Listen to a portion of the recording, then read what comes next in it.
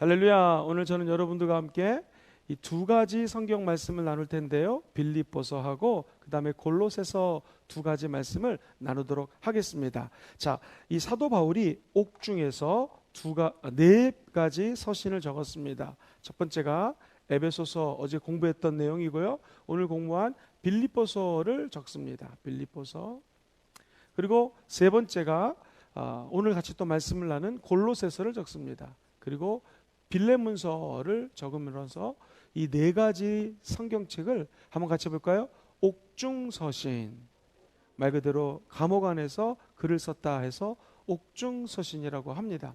재밌는 것은 이 빌립보서는요, 굉장히 개인적인 감사 편지라고 해도 과언이 아닙니다.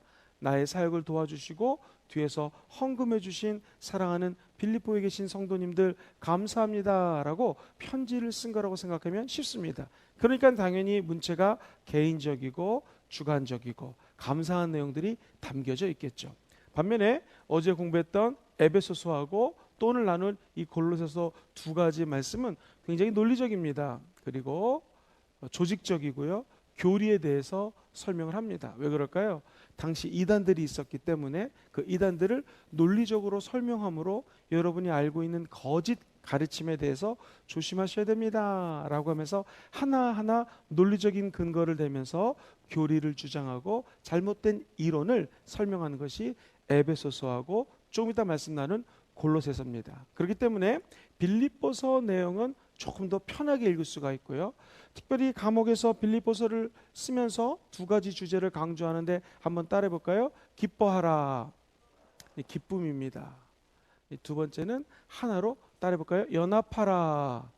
연합하라는 내용이 이 빌립보서의 핵심 주제가 됩니다. 아니, 감옥에 있으면서 먹는 것도 잘 못 먹었을 테고, 일단 감옥에 가면 자유가 없잖아요. 일어나라 하면 일어날 테고, 그럼에도 불구하고 이 사도 바울은 얼마나 복음을 열심히 전했는지 빌립보서에 보면 이런 말이 나옵니다. 다른 사람들이 이곳에서 예수를 많이 믿기 시작했습니다. 시위대들의 믿는 사람들이 점점 늘어나고 있습니다. 엄청난 분이시죠. 감옥에서조차 삶으로 예수를 증거했던 사도 바울. 그래서 이미 많이 로마의 감옥 속에서 주변에 있는 시위대에 있는 사람들이 예수를 믿었다는 것은 아마도 빌립보서가 제일 옥중서신 중에서는 나중에 적혀졌을 것이다고 학자들은 얘기합니다. 그러면서 그가 감옥에서 깨달은 것이 뭐냐면은 이 어렵고 힘든 감옥 같은 삶을 살지만 그리스도인들은 성령이 주시는 기쁨으로 하나님께 영광을 돌릴 수 있다는 것이 첫 번째 주제고요. 두 번째, 그가 깨달은 것은 무엇인가? 교회에서 가장 중요한 것은 옛날 신자, 새 신자 하나 되는 것이죠. 남자와 여자 성도가 하나 되는 것입니다. 이방인 성도가 예수 믿을 수 있어요. 기존의 유대인들이 예수 믿을 수 있어요. 하나 되고 연합되는 것이 가장 고귀한 가치라는 것을 감옥 안에서 깨닫게 됩니다. 그래서 오늘은 요 빌립보서 말씀 속에 담겨져 있는 은혜의 세계로 같이 한번 첨벙 빠져 들어가 보도록 하겠습니다. 자, 이게 2차 전도 여행 때 세웠던 교회가 빌립보 교회였습니다. 특별히 이 교회 보면 사도행전 16장을 보니까 자주장사 루디아라고 하는 평신도 지도자를 만납니다. 그분으로부터 많은 도움을 받아요. 특별히 이 루디아 집에서 교회를 개척합니다. 그러니 얼마나 루디아라는 분이 정말 감사했겠습니까? 그리고 개척교회가 가정교회로부터 시작되는 것을 보게 됩니다. 오늘날도 많은 목사님들이 교회를 이렇게 사서 개척할 수 없기 때문에 가정교회로 시작하는 것을 보게 됩니다. 자, 여기서 어떤 일이 일어나는가? 귀신 들린 사람을 치유하고요, 사람들을 자유케 하고요, 당연히 아픈 사람들을 치료하고요, 또 감옥에 갇히고 난 다음에 간수를 구원하는 등 기적과 역사가 빌립보에서 많이 일어났습니다. 주목해야 될 것은 이 아시아로 가면은 사도 바울이 아시아, 동양이죠. 동쪽으로 가면은 복음을 증거할 거가 쉽다고 생각했어요. 비두니라든가 복음의 수용성, 억세턴스라고 하거든요. 복음을 받아들이는 이 수용성이 높기 때문에 당연히 동쪽으로 가야지 생각을 했는데 사도행전 16장 보면 갑자기 하나님의 영이 막으십니다. 그래서 그의 사역은 원래 계획이 있지만 그 계획대로 가는 것이 아닙니다. 아마도 바울은 오늘날로 치면 해외에서 박사학위를 3-4개 이상을 받은 굉장히 지혜로운 사람이었고 똑똑한 분이었습니다. 지적이었어요. 그래서 분명히 데이터베이스를 구축했을 것입니다. 복음의 수용성이 이쪽이 높기 때문에 당연히 동쪽으로 가서 복음을 전해야 될 것이다. 그런데 그는 지적인 거에 충실하지 않고 성령의 인도하심을 받았습니다.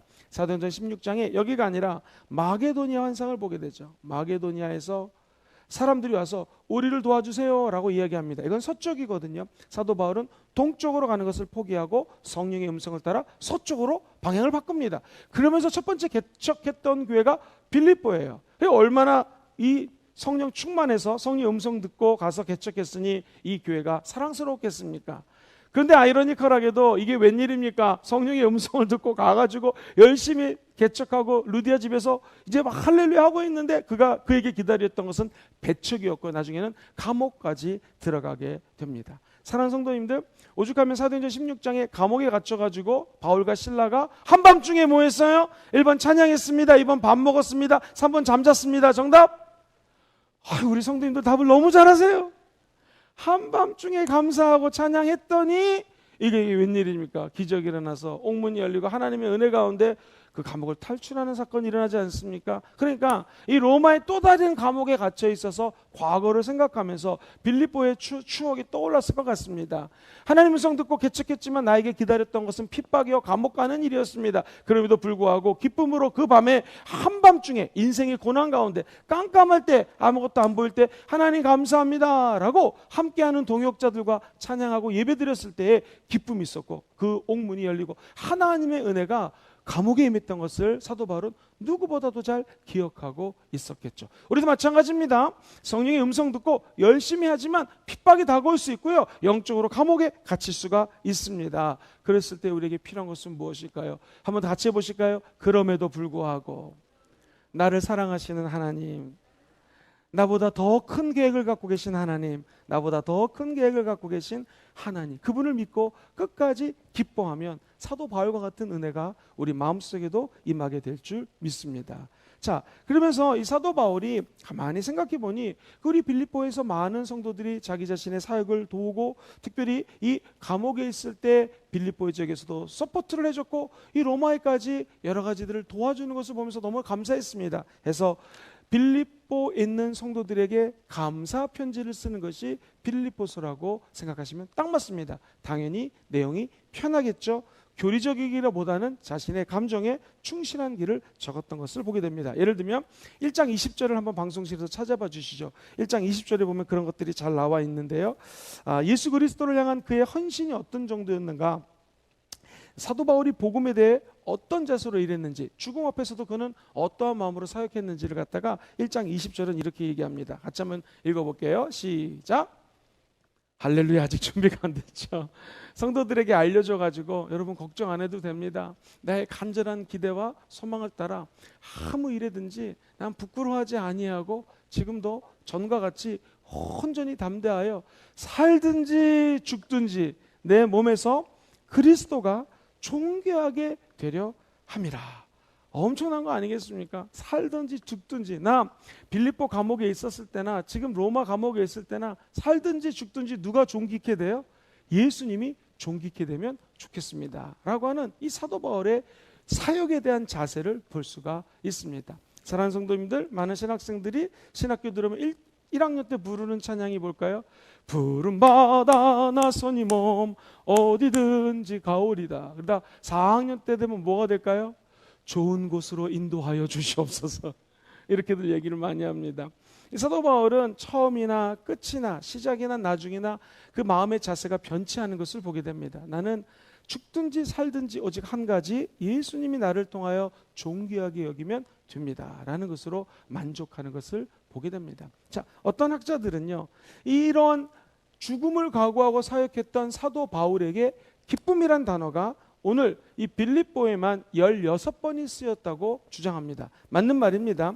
그리고 이 기쁨이라는 것이 사실은 굉장히 중요한 것이 고통 가운데 고통을 직면하고 죽음을 직면한 가운데서도 기쁨이 있다. 이 사실은 빌립보에서는요, 기쁨이랑 감사랑 같은 어원인데 이 두 가지가 한 10번 이상이 쓰였고요. 기쁨만 따지면 16번이 쓰였다고 학자들은 얘기합니다. 자, 그렇다면은 다른 어떤 책보다도 이 빌립보서는 기쁨에 대한 얘기가 많아요.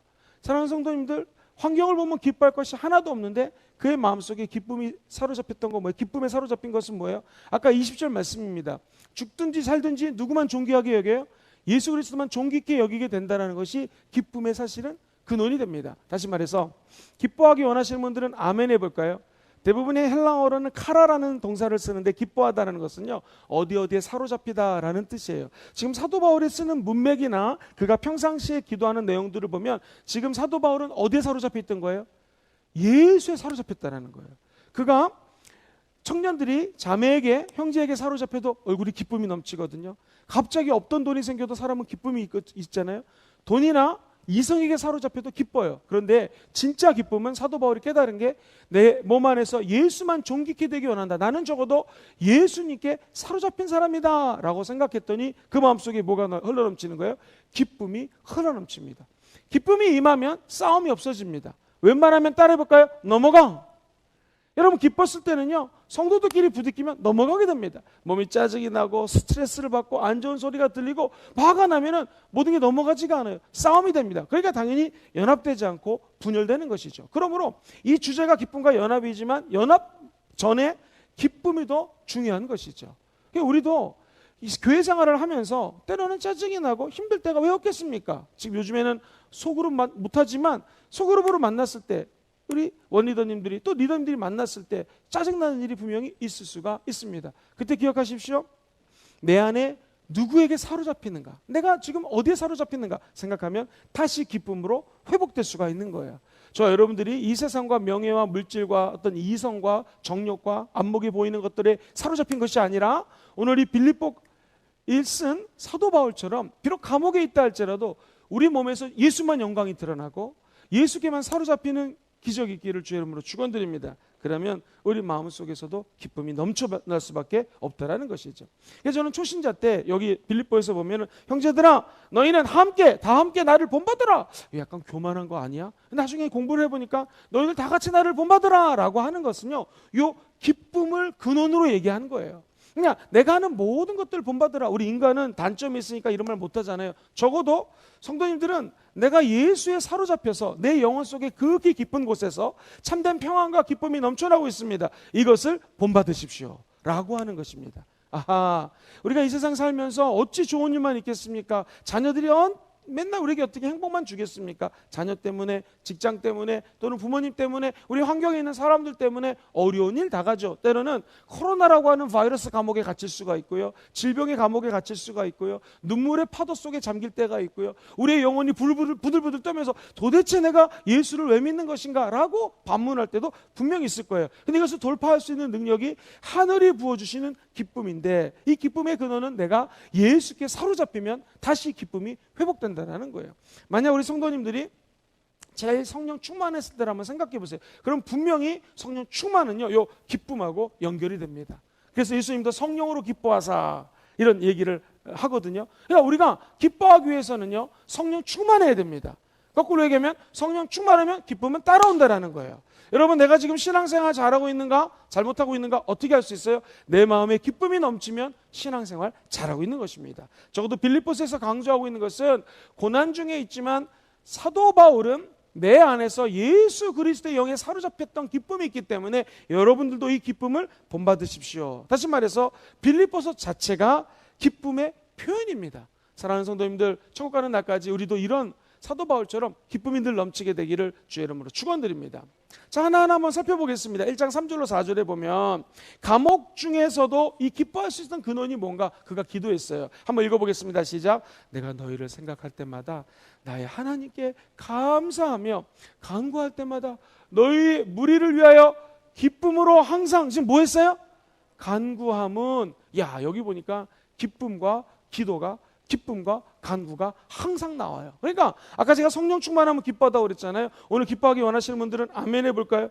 결국 기도입니다. 사도 바울의 기쁨의 근원은 기도에 있었다는 것이죠.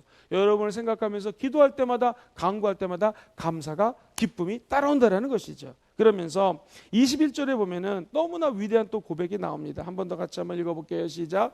이는 내게 사는 것이 그리스도니 죽는 것도 유익함이라. 온전히 담대해서 살든지 죽든지 내 안에서 예수가 존귀케 되기 원하는데 21절에 간 이렇게 고백하는 거예요. 위대한 고백이죠. 내가 죽어도 예수 그리스도 때문에 나는 너무나 기쁠 수가 있습니다.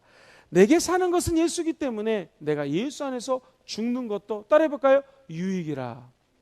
그래서 유명한 찬양이 있죠. 내 안에 사느니 예수 그리스도. 이제 내가 사는 것은 예수 그리스도와 함께 사는 것인데 내가 죽음이 오히려 나에게는 유익이라. 사도 바울은 나는 날마다 죽노라, 이 두 가지 의미를 해석할 수 있어요. 첫 번째, 갈라디아서 2장 20절 말씀처럼 내가 예수 그리스도와 함께 십자가에 못 박혀 죽었나니, 이 말씀처럼 예수와 함께 죽었습니다. 영적으로 예수 죽음 내 죽음, 예수 부활 내 부활, 예수 승천 내 승천, 예수 보좌 내 보좌, 예수님 보내주신 성령 내 성령, 이것이 예수의 죽음과 연합되었습니다 라고 해석할 수가 있고요. 내 죽음이 오히려 유익입니다 라는 것은요, 진짜 이 상황이 내일 죽을 수밖에 없는 상황이에요. 그러니까 내일 죽을지도 모르는 상황이에요. 재판이 열리면 꼼짝 못하고 갇히고 진짜 감옥 속에서 누가 와가지고 간수가 와서 나를 죽여도 할 말이 없는, 요즘도 그런데 2000년 전에 오죽했겠습니까? 그래서 사도 바울이 나는 날마다 죽노라, 이 말은요 굉장히 심각한 거예요. 이 신약을 전공한 학자들의 견해에 따르면 목사님들이 잘못 해석한다라는 거예요. 왜냐하면 학문적으로 따지면 나는 날마다 죽노라, 이 말은요 긴장 속에서 내일 어떻게 될지 모르는 삶의 죽음 앞에, 정말로 이 칼이 요 앞에 목숨 앞에 다가온 사도 바울의 죽음에 대한 긴급성을 의미하는 거예요. 그래서 함부로 나는 날마다 죽노라, 이 말을 사실은 하기가 어려운 거예요. 왜냐하면 그때처럼 핍박이나 예수 믿는다고 막 잡아가고 죽이고 이런 건 없지 않습니까? 나는 날마다 죽노라 라는 그 표현이 바로 이거랑 연결이 돼 있어요. 내가 혹시 죽어도 나에게는 유익이라. 왜? 내가 죽으면 누가 존귀하게 돼요? 존귀하게 돼요? 예수가 존귀하게 되기 때문에 그렇습니다. 저는 저와 여러분들이 2단계까지는 아니지만 죽음 앞에서도 기뻐할 수 있고 초월할 수 있는 은혜가 있기를 주의 이름으로 축원드립니다. 가끔 목사들은 그 장례식을 인도할 때 입관 예배를 드립니다. 직접 주도할 때도 있고 참여할 때도 있어요. 그러면 예수님 열심히 믿고 기도 열심히 하다가 천국 가시는 분들, 우리 권사님들 얼굴 보면은요 정말 해같이 빛나요. 이게 진짜 주 돌아가신 분이신가? 너무나 해같이 달같이 고운, 원세는 분명히 80대 돌아가셨는데 너무나 20, 30대 같은, 죄송합니다만 30, 40대 같은 아름다운 모습이 담겨져 있습니다. 그게 왜 그럴까요? 그분의 죽음도 하나님의 영광이 되기 때문에 그렇습니다. 저 여러분들이 죽음까지 하나님께 영광 올려드리는 그러한 저와 여러분 되시기를 주의 이름으로 축원드립니다. 나의 죽음도 나에게는 오히려 유익입니다 라고 사도 바울은 빌립보서 전체에 감사 편지를 쓰면서 이렇게 고백하는 거예요. 그러면서 아마 여긴 적혀져 있지 않지만 제가 만약 죽더라도 나는 날마다 죽노라, 이 말씀처럼 여러분 나는 오히려 하나님께 감사하고 죽음을 초월한 사람입니다 하고 고백을 하는 것이죠. 자, 특별히 이 빌립보에는요 에바브로디라고 하는 그 영적 전쟁을 함께하고 신앙의 동역자예요. 사도 바울의 제자였던 사람에 대해서 등장을 합니다. 자, 이 빌립보 지역에도 동역자가 있었고 함께 사역하는 분들이 있었는데, 자, 문제 드리겠습니다. 이단이 있었을까요? 없었을까요? 여기도 이단이 있었습니다. 유대주의자들, 영지주의자들 이런 이단이 있었기 때문에 그는 이단에 대한 경고를 하는 장면이 3장 1절 이하에 나옵니다. 그런데 이단에 대해서 경고하는 것은 좀 이따 이제 골로새에서 제가 한번 언급을 하겠지만, 이단을 무너뜨리고 하나님께 영광 돌리기 원하시는 분들은 아멘 해볼까요? 이단을 쫓아다니면서 이단에 빠지지 마, 이단 연구하고 이런 귀신론에 빠지는 것보다 더 중요한 게 뭐냐면, 저 여러분들은 이단 전문가가 아니에요. 우리는 하나님 전문가인 줄 믿습니다. 사도 바울이 3장에서 고백하는 것은 오히려 이단을 조심하는 것만큼 더 중요한 게 뭐냐면, 따라해볼까요? 믿음의 달리기를 다 끝까지 달립시다. 시작. 믿음의 달리기를 끝까지, 목표를 향해서 달려가자라는 거예요. 3장 12절로 16절 너무 유명하기 때문에 시간이 없어도 먼저 14장 한번 12장부터 볼까요? 시작. 이미 내가 얻었다함도 아니요 온전히 이루었다함도 아니라 오직 내가 그리스도 예수께 잡힌 바 된 그것을 잡으려고 달려가노라. 형제들아, 나는 내가 아직 잡은 줄로 여기지 아니하고 오직 한 일, 즉 뒤에 있는 것은 잊어버려 앞에 있는 것을 잡으려고 봇대를 향하여 그리스도 예수 안에서 하나님이 위에서 부르신 부름의 상을 따라 어떻게 해요? 자, 사랑하는 성도님들, 우리가 이단 쫓아가지 말고 쓸데없는 것들 쫓아가지 말고 예수 십자가의 은혜를 목표로 두고 달려가시기를 주의 이름으로 축원드립니다. 그러면은 하나님이 오히려 이단을 쫓겨나가고 저와 여러분들을 존귀케 하는 역사가 나타나게 될 줄 믿습니다. 그러면서 승리의 비결은 무엇인가? 빌립보서 4장에 보면 너무나 유명한 말이 나오죠. 너는 아무것도 염려하지 말고 오직 너희들이 아뢰 것을 기도와 감사함으로 하나님께 아뢰라. 그럼 모든 지각이 뛰어나신 그리스도의 평강이 너의 마음과 생각을 지키시리라. 이 지키시라는 것은 군사 용어예요. 군인들이 쫙 하면서 막 지키면 얼마나 무섭습니까? 요즘 같은 경우는 대포나 칼을 들고 창을 들고 이 총을 들고 지키지 않습니까? 그것처럼 하나님께 기도하면 하나님의 평강이 저와 여러분들을 군사가 지켜주시 지켜줄 거라고 고백합니다. 그러면서 빌립보서는 마무리가 돼가기 시작합니다. 4장 13절 말씀에 보면은 너무나 유명한 말씀 나오죠. 같이 한번 빌립보서 4장 13절 읽어보겠습니다. 시작. 여러분 어떻게 잘하세요? 나오지가 않는데요. 내게 능력 주시는 자 안에서 내가 모든 것들을 다 할 수 있다라는 거예요. 누구 안에서? 내게 능력 주시는 자 안에서. 사도 바울이 결국 빌립보서 얘기하는 것은 감사합니다. 결국에는 하나님의 기쁨, 예수님이 주는 것이요. 연합될 수 있는 은혜, 이것도 예수님이 주는 것입니다. 그분 안에서 우리는 모든 것을 다 할 수 있습니다. 저 여러분들도 이 예수 그리스도 안에서 복음의 위대한 승리를 체험하는 여러분 되시기를 주의 이름으로 축원드립니다. 그러면서 오늘 배울 두 번째 골로새서로 넘어가겠습니다. 골로새서라고 하는 것은 자, 여러분 교재를 갖고 보시면 277페이지에 그 당시 교회에 침투한 이단이 많았단 말이에요. 이단을 향해서 쓴 것입니다. 기원 후 61년에서 62년경 썼다고 이야기를 합니다. 자, 이 에바브라라고 하는 예수님 그 사도 바울의 제자가 있었는데 이 제자가 와가지고 얘기를 합니다. 사랑하는 스승님, 에바브라 얘기합니다. 우리 교회가 지금 하나님 은혜 가운데 성장을 하고 있어요. 그런데 두 가지 문제가 있습니다. 첫 번째, 잘 들으세요. 이 교회 예배당에 와가지고 예수를 믿고 은혜 받아서 찬양을 드리고 이들이 영적으로 성장을 하는데 문제는 예수님 믿기 전 있잖아요. 과거. 그 과거로 샥 너무나 빨리 돌아갑니다. 에바브로라고 하는 이 골로새에 있는 교회 지도자가 와가지고 사도 바울에게 얘기를 하는 거예요. 너무너무나 다시 세상으로 돌아가는 속도가 빨라서 걱정이 됩니다. 목사님 기도해 주세요. 두 번째, 바울 목사님 한 가지 더 문제가 있습니다. 이단이 얼마나 극성을 부리는지 이단의 가르침을 귀에 쏠깃해가지고 빌립보에 역사하셨던 하나님이 우리 이 골로새 교회도 엄청나게 역사하고 계시는데 많은 사람들이 예수님보다는 이단의 소리에 귀를 기기 시작합니다. 특별히 그노시스라고 하는 이단이 있는데 영지주의예요. 영지주의란 말은 원래 인지라는 뜻이에요. 또는 깨달음이라는 뜻이에요. 영은 선하고 보이지 않는 영은 선한데 육체는 나쁘다라는 거예요. 그리고 예수님도 천사랑 동급으로 해가지고 예수님이 육체로 온 게 아니다, 영적으로 왔다 하면서 이상한 논리와 이상한 깨달음을 가지고 예수님의 신성을 부인합니다. 자, 초대교회 이단의 공통점은 무엇인가? 아니, 지금도 마찬가지예요. 이 골로새서에 쌓였던 영지주의라고 하는 이단, 그노시스라고 하거든요. 이 그노시스의 핵심 포인트 한번 따라해 볼까요? 기독론의 오류예요. 제가 우리는 무엇을 믿는가 할 때 기억하실 거예요. 신론, 하나님에 대해서 강의를 하고 두 번째 기독론에 대해서 굉장히 오랜 시간 강의했을 거예요. 우리 다시 한번 우리는 무엇을 믿는가 기독론만 살펴보시면 도움이 될 거예요.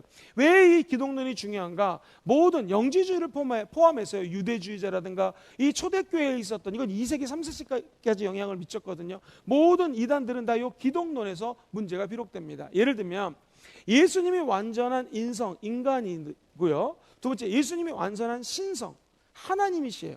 이 두 개 중에 하나도 부인하거나 한쪽으로 치우치면 기독론에 대한 오류가 빠지고 그 다음부터 실수가 나타나는 거예요. 영지주의자들은요, 하나님의 아들 예수 그리스도의 신성을 부인한다거나 또는 다른 이단들은 예수님 인간 아니에요? 신이에요. 이거 이단이죠. 예수님은 신이에요. 근데 인간은 아니에요. 이것도 이단이라는 거예요. 그러니까 우리 예수님은요, 완벽한 인간으로 오셨어요. 왜? 저와 여러분들을 누군가의 십자가에서 인간이 모든 죄의 짐을 짊어지고 제물이 돼서 돌아가셔야 됩니다. 그러니까 예수님은 완벽한 인간으로 오셨다. 뿐만 아니라 예수님은 인간이긴 것보다 중요한 게 뭐예요? 완전한 하나님이세요. 그래서 모든 이름에 뛰어나신 예수 그리스도의 이름이라고 그러죠. 어떤 이름보다 뛰어나신 분이 바로 예수님이시다. 한번 우리 삶으로 한번 증명해 볼까요?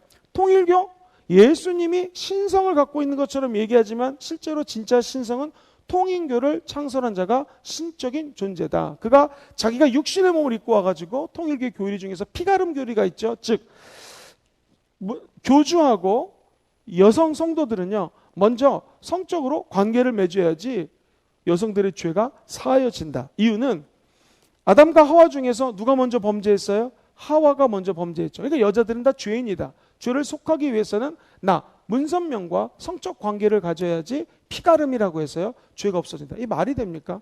말도 안 되는 소리죠. 근데 모든 이들이 이것을 다 교묘하게 베껴가지고 이단 거의 다 이렇게 사용을 합니다. 우리가 JMS라고 정명석 씨라고 들어보셨죠? 그것도 할 말이 많지만 젊은 대학생들이 가서 엉뚱한 데 빠지는 게요, 예수 그리스도의 기독론에 대해서 살짝 바꾸면은 이단이 되는 거예요. 또 하나 예를 들어보겠습니다. 구원론 뭡니까? 구원론 언제 구원받았는지, 몇 시에 받았는지, 어디서 받았는지 정확히 구원에 대한 데이터가 없으면 그것도 구원론에 대해서 잘못 해석해요. 예수에 대해서 잘못 해석하기 때문에 이단이 되는 거예요. 여러분, 예수 그리스도를 마음으로 믿어 의에 이르고 입술로 시인해서 구원받는 거 믿으면 아멘 해볼까요? 그렇죠. 결혼한 사람들은 우리가 언제 결혼했는지 몇 시에 했는지 까먹어도 아내가 있고 남편이 있으면 결혼한 거 아는 것처럼 신랑 대신 예수에 대한 오류를 얘기하면 그것이 다 이단이 됩니다. 해서 골로새서에 수많은 이단들이 나타났을 때에 성도들이 그것에 귀를 기울입니다 라는 얘기를 듣자 사도 바울이 두 가지 주제죠. 첫 번째, 과거로 돌아가고자 하는 이 성향. 두 번째, 이단이 와서 이단에게 끌려가는 것들에 대해서 예의주시하고 조심하셔야 됩니다 라는 내용으로 글을 적은 것이 바로 이 골로새서입니다. 지금까지 내용을 understand, 모른다스탠드, understand. 그러니 당연히 골로새서는 논리적이겠죠. 그리고 교리에 대해서 얘기를 할 수밖에 없겠죠. 그래서 오늘 공부가 끝나고 한번 골로새서 읽어보세요. 논리적인 글 굉장히 잘 적혀 있는 것을 알게 될 것입니다. 자, 그러면 277페이지 밑에 보시면 그리스도의 인격과 사역에 대해서 이 기독론에 대해서 이렇게 얘기합니다. 본성은 무엇인가? 그분은 신성합니다.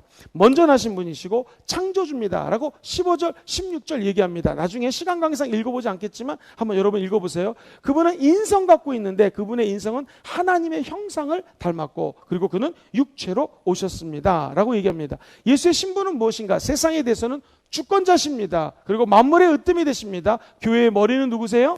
예수님이에요. 자, 그렇다면 예수님 하신 일은 뭐예요? 하나님과 나의 중보자가 되십니다. 시작. 하나님과 나의 중보자가 되세요. 그래서 하나님 우리를 화목하게 하신다라는 거예요. 자, 아무리 시간이 없어도 15절 16절 그리고 20절만 읽어보겠습니다. 15절 다 같이 읽어보죠. 시작. 그는 보이지 않는 하나님의 형상이요 모든 피조물보다 이게 예수의 신성에 대해서 얘기하는 거죠. 16절 시작. 만물이 그에게서 창조되되 하늘과 땅에서 보이는 것들과 보이지 않는 것들이나 혹은 왕권들이나 주권들이나 통치자들이나 권세들이나 만물이 다 그로 말미암았고 그를 위하여 어떻게 됐어요? 창조됐다. 예수 그리스도가 신성이니 그노시스 영지주의자들이 신성 부인하는데 그거 아니다. 자, 20절도 한번 보겠습니다. 20절 시작. 그의 십자가의 피로 화평을 이루사 만물 곧 땅에 있는 것들이나 하늘에 있는 것들이 곧 그로 말미암아 자기와 어떻게 돼요? 화목되기를 기대한다. 아멘. 예수님은 하나님이십니다. 완벽한 인간으로 오신 또 육신으로 오셨습니다. 요거 흔들리면 이단에게 빠지기 쉽다라는 거예요. 그것은 2000년 전이나 지금이나 똑같습니다. 그래서 세상의 유전, 초등학문 다 요거예요. 세상의 유전, 초등학문 영지주의적인 쓸데없는 것에 빠지지 말아라.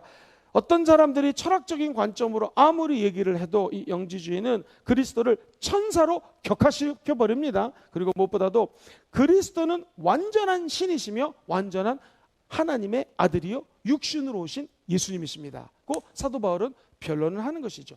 율법주의자에 대해서도 사도 바울은 계속해서 얘기합니다. 그 외에 신비주의자들, 금욕주의자들 이런 이단으로부터 사도 바울이 변론하는 것이 바로 이 골로새서입니다. 목사님 조금 더 깊이 있게 배우고 자세히 배우고 싶습니다. 이런 생각이 드시죠? 그런 분들을 위해서 매주 수요일 날 한번 따라볼까요? 옥중서신. 옥중서신을 강의하기로 했습니다. 다음 주 수요일부터 꼭 나오셔서 이 옥중서신 4가지 말씀 에베소서, 빌립보서, 골로새서, 빌레몬서를 보시면서 우리의 교리도 정확하게 하고 사도 바울이 갔던 그 믿음의 길을 함께 걷는 귀한 시간들 되시기를 주의 이름으로 축원드립니다. 자, 그러면서 그리스도인의 생활에 대해서 요목조목 논리적으로 또 얘기를 해요. 박스를 보시면 음란 이 원인이 무엇인가? 부정한 생각이래. 분함, 마귀에게 잡히는 거, 부적, 사역, 악한 정력, 그리고 노여움, 악의를 일으키고요. 악의는 비방과 중상모욕을 낳고요. 탐심은 우상숭배다. 시작. 탐심은 우상숭배다. 그것이 원인이 욕심이고 부끄러운 말을 하거나 거짓말을 하면 영원히 오염되고 위선에 빠질 수 있다라고 하면서 마치 이분은요, 그리스도의 평강으로 마음을 지배해서 다른 그리스도인과 평강을 유지해라. 그러니까 결국에는 이런 거에 빠지지 않으려면 나도 평강하고 하나님의 평강을 따른 사람들하고 교제하라는 거예요. 이게 믿음에 있는 사람들의 교제입니다. 만약에 아내가 평강하고 남편이 평강했는데 둘이 교제한다. 얼마나 그 가정에 평강과 은혜가 넘쳐나겠습니까? 두 번째, 한번 따라해볼까요? 말씀이 내 삶에 풍성해야 된다. 시작. 하나님 말씀이 내 삶에 풍성해야 된다. 그럼 우리가 이런 오류에 빠지지 않는다라는 거예요. 그 무엇보다 중요한 것은 따라해볼까요? 무슨 일을 하든 예수님의 이름으로 하십시오. 시작. 무슨 일을 하든 예수님의 이름으로 하십시오 라고 사도 바울은 오늘 골로새서에서 얘기합니다. 마지막으로 박스를 하나 더 보겠습니다. 자, 에베소서에서 봤던 내용이 똑같이 등장합니다. 인간관계에 대한 교훈인데요. 먼저 부부. 자, 에베소서에서 우리가 말씀을 나눴는데 거의 똑같아요. 아내 어떻게 해요? 남편에게 복종하라. 남편은 어떻게 해요? 아내를 사랑하라. 왜? 이게 창조 질서고 신성의 질서가 있기 때문에 아내들은 남편에게 복종해야 됩니다. 남편이 먼저 창조되었기 때문에.